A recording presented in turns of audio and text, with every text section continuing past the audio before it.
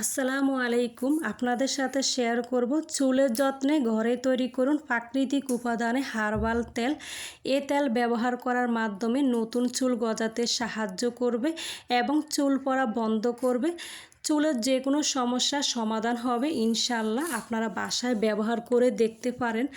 তো এখানে আমি যে উপাদানগুলো লাগতেছে তেলটা বানানোর জন্য, এখানে নিলাম জবা পাতা, জবা ফুল, কেশরাজ গাছ, তারপরে নিলাম লুচি পাতা মানে লুচি গাছ, তারপরে নিলাম কালো জিরা, মেথি এবং পেঁয়াজ। সবগুলা উপাদানে আমাদের চুলের জন্য অনেক উপকারী। তোমরা চাইলে এখানে অ্যালোভেরা বা আমলকি ব্যবহার করতে পারো।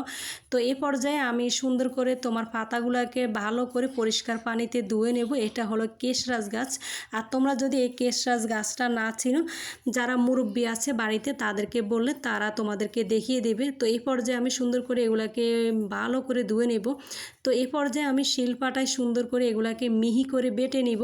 তো এই তেলটা আমরা বাসায় আমি আর আমার মেয়ে ব্যবহার করতেছি। আলহামদুলিল্লাহ আগের থেকে আমাদের চুল পড়া বন্ধ হলো এবং আগের থেকে আমাদের চুলগুলো অনেক সিল্কি এবং অনেক লম্বা হয়েছে। তোমরা বাসায় এভাবে ব্যবহার করে দেখতে পারো। তো এখানে আমি কালো জিরা এবং মেথিকে আগে থেকে ভিজিয়ে রাখলাম, তারপর এভাবে শিলপাটায় মিহি করে সুন্দর করে বেটে নিলাম।